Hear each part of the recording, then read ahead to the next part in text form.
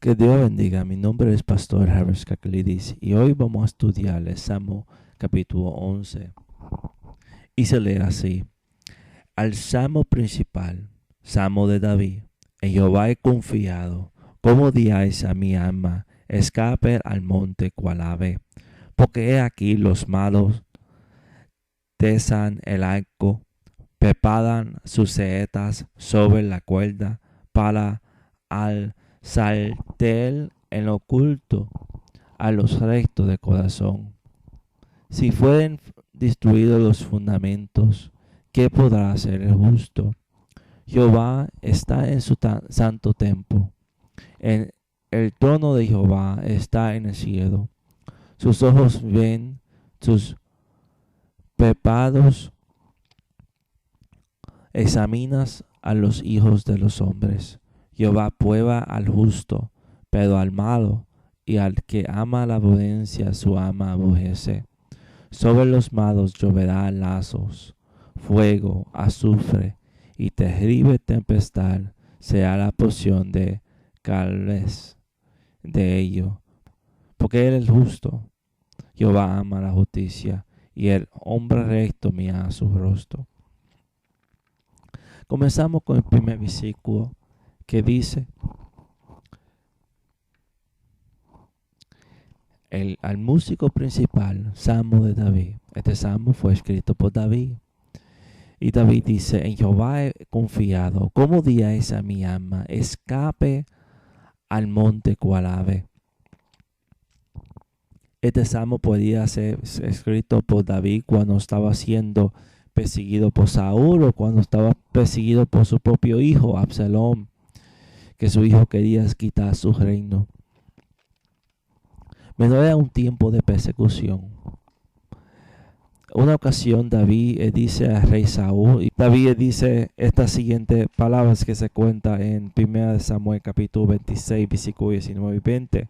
Ruego pues, que el rey, mi señor, oiga ahora las palabras de su siervo. Si Jehová te incita contra mí, acepte él una ofrenda. Mas si fueren hijos de hombres, maldito sean ellos en presencia de Jehová, que me han echado hoy, para que no me junte a la heredad de Jehová, diciendo: ve y sirve a dioses ajenos. No caía pues ahora mi sangre en tierra delante de Jehová, porque ha salido el rey de Israel a buscar una pulga, así como quien persigue una perdiz por los montes. Entonces, estas palabras que dijo David al rey Saúl, ciertamente este salmo habla acerca de esto. Acuérdate que David dice: en Jehová he puesto la confianza. Dijo, ¿cómo? A su enemigo dijo: ¿cómo tú me vas a decir que escape como fuera un ave a los montes? En inglés, a la traducción inglés dice: a mi monte. Entonces ahí está diciendo: vaya, busque otro Dios que no es el Dios tuyo. Los enemigos se está diciendo a David en una forma u otra. Lo está incitando para que confíe en otro, para que confíe en otras circunstancias que no sea el mismo Dios. Pero David tiene su confianza en Dios y no en otros dioses ni humanos para su protección. David dice en el Salmo 56, versículo 11: en Dios he confiado, no temer lo que me pueda hacer el hombre. Ciertamente el cristiano, juntamente por David, puede decir: yo he puesto mi confianza en Dios. Yo no voy a buscar otra forma de salir de este problema, sino buscar de Dios. Salmo capítulo 11, versículo 2 dice lo siguiente: porque he aquí los malos tensan el arco, preparan sus saetas sobre la cuerda para asaletar en oculto a los rectos de corazón. David escribe sus enemigos, la acción contra lo justo. En versículo 3 dice, si fue destruido los fundamentos, ¿qué podrá hacer el justo? El fundamento de David era su creencia en Dios. El fundamento de cristiano es Jesucristo. Si leemos 1 Corintios 3, versículo 10 hasta el 12, dice, conforme a la gracia de Dios que me es dada, yo como perito arquitecto puse el fundamento y otro edifica encima, pero cada uno mide cómo sobreedifica, porque nadie puede poner otro fundamento que el que está puesto, y el cual es Jesucristo. Y si edificáis sobre este fundamento oro, plata, piedra preciosa y madera y hierro y holocausto, cada obra de cada uno será manifestada, porque el día la declarará, porque por el fuego sea revelada, y la obra de cada uno, cual sea el fuego, la probará. La fundación del cristiano es Jesucristo. Se lee en Efesios 2:20, edificados sobre el fundamento de los apóstoles y los profetas, siendo la principal piedra de algunos Jesucristo mismo. Esto está en Efesios 2:20, en Romanos 15:20 dice, y de esta manera me esforcé a predicar el Evangelio, no donde Cristo fue ya nombrado, para no edificar sobre fundamento ajeno. Entonces, ¿qué vemos? Vemos el fundamento del cristiano es Jesucristo. Vemos que el fundamento de David era su creencia en Dios. Y vemos que David estaba en medio de una persecución. Menos el fundamento de David iba a mantenerse, como también el cristiano se va a mantener. Ahora mismo, coge tiempo para pensar. ¿Cuántas veces podemos ver en la televisión, podemos ver en la historia de la iglesia ataques sido dados a Jesucristo y a la Biblia? Podemos ver esto en la historia de la iglesia. Menos Jesucristo sigue estando en su trono y la Biblia sigue siendo la palabra de Dios. Y esta gente es que se ha levantado contra la palabra de Dios y contra Jesucristo, todo ello está muerto. Todo ello ni se hay recuerdo. Lo que se puede decir, esa persona quiso levantarse contra la palabra de Dios. Pero la palabra de Dios sigue siendo la palabra de Dios. Y Jesucristo sigue siendo Jesucristo. La Biblia es la palabra de Dios. Y Jesucristo es la palabra también. Entonces, y los dos está para siempre. Y nadie lo puede quitar. Ok, dice la Biblia en Salmo capítulo 11, versículo 4. Jehová está en su santo templo. El trono de Jehová está en el cielo. Sus ojos ven, sus párpados examinan a los hijos de los hombres. Y si notamos la escritura, Dios está en su templo. Jesucristo está en su templo. Está en su trono. Está reinando. Hoy en día hay muchos satanistas. Y te estoy diciendo esto porque puedo conseguir la evidencia. Hay muchos satanistas enseñando a nuestros estudiantes. Hay muchos satanistas en la televisión. Hay muchos satanistas en la música. Hay muchos satanistas escribiendo libros. Hay muchos satanistas trabajando para hacer todo contra Dios. Pero ¿qué pasa? Ellos no pueden vencer a Dios. Aunque trate con toda su fuerza vencer el poder de Cristo, no va a poder vencer. Ahora, mira lo que dice aquí. Sus ojos ven, sus párpados examinan los hijos de esos hombres. En versículo 5 dice, Jehová prueba al justo, pero al malo y al que ama aborrencia, su ama aborrece. Notamos algo. Quiero que ustedes noten que Dios prueba pero Dios no tenta.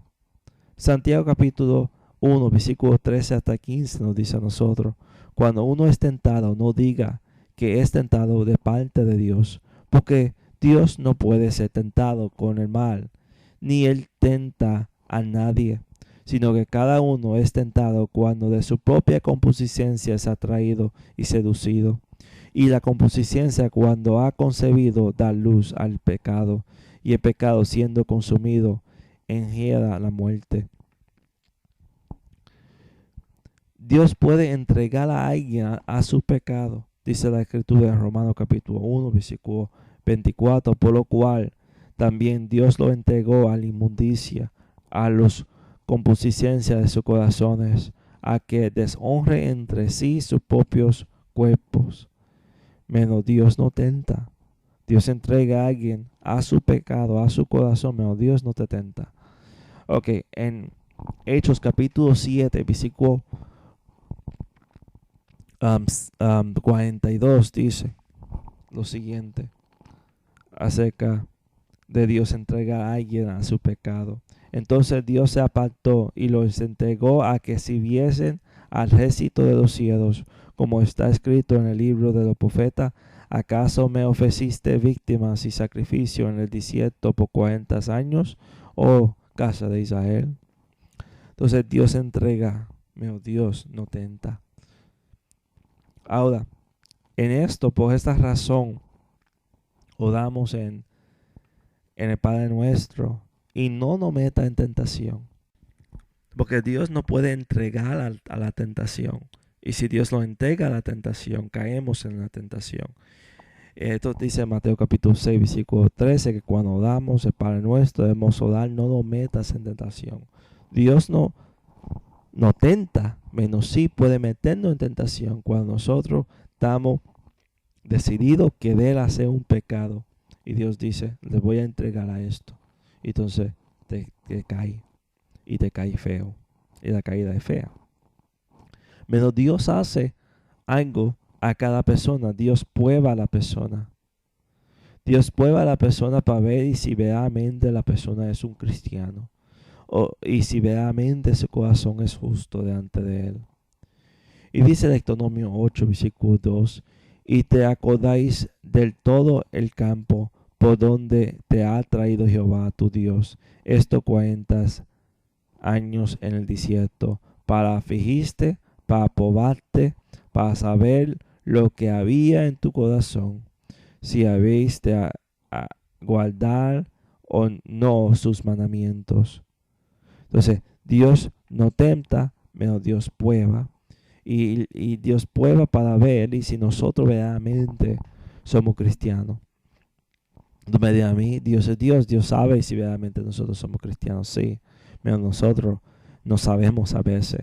A veces nosotros alejamos del camino del Señor y necesitamos nosotros saber que verdaderamente somos lo que somos. Y Dios nos deja saber por la prueba que Dios nos da. Dios probando a nosotros nos deja saber que nosotros necesitamos firmeza. Ok, dice la Biblia en el versículo 5: Jehová prueba al justo, pero al malo y al que ama aborrencia, su ama aborrece.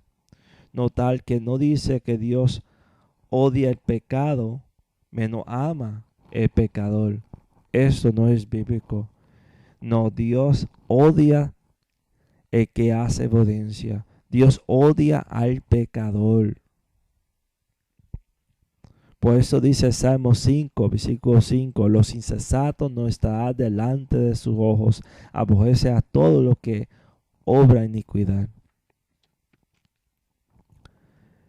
Por esta razón, Cristo necesitaba venir para que nosotros pueda ser aceptados de Dios, para que Dios pueda aceptar nuestras oraciones al cristiano.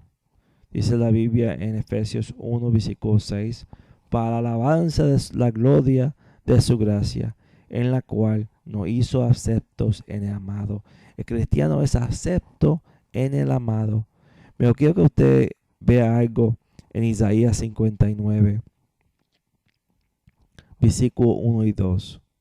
Dice: he aquí que no se ha cortado la mano de Jehová para salvar, ni se grabador su oído para oír.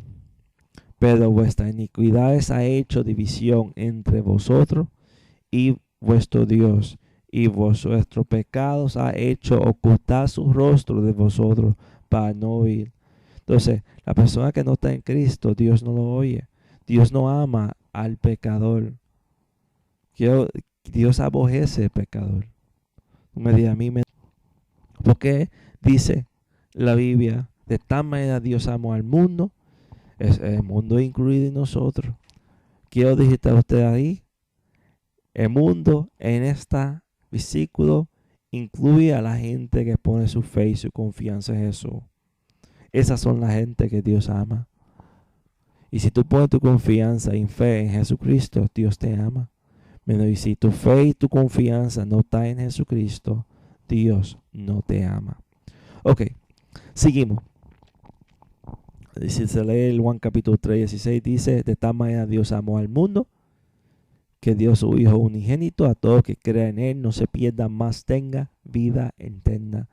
El principal parte de ese versículo es que ponga su fe en Él. Esa es la principal parte, porque la palabra cosmos en el griego significa muchos significados. Y entonces para saber el significado de esto, estaba leer el contexto, y el contexto es que ponga su fe en Él, no se pierda. Ok, ahora el versículo 6 dice, sobre los malos lloverán lazos, fuegos, azufre y terrible tempestad será la porción de cabeza de ellos. David habla acerca de Dios y su castigo contra lo malo. Nota la descripción, el castigo que espera a lo que no pone su fe en Dios. El castigo de ellos es el infierno. Es el infierno. Versículo 7 dice, porque Él es justo, Jehová ama la justicia, y el hombre recto mira a su rostro. Pedro dice lo siguiente, 1 Pedro 3:12, porque los ojos de Jehová están sobre los justos, y sus oídos atentos a las razones, pero al rostro del Señor está contra aquellos que hacen el mal. Nota la diferencia entre el justo y el injusto. ¿Qué es la diferencia? Sobre los malos lloverá fuego, azufre y terrible tempestad sea la porción de su cabeza de ellos. Ellos van a ir para el infierno. Pero referente al justo que dice Dios, Dios dice, la Biblia dice en Salmo 11:7, el hombre recto mirará su rostro. El hombre recto va a mirar el rostro de Dios. Pero también Dios lo va a mirar a él con agrado. Y sus oraciones va a ser contestadas. Dice 1 Pedro 3:12 que sus oraciones serán contestadas. ¿Por qué razón? Porque los ojos del Señor están sobre los justos y sus oídos atentos a sus oraciones. Dios está pendiente para contestar sus oraciones porque son oraciones que agrada a Dios. Son oraciones que es la voluntad de Dios. Qué lindo es la palabra de Dios.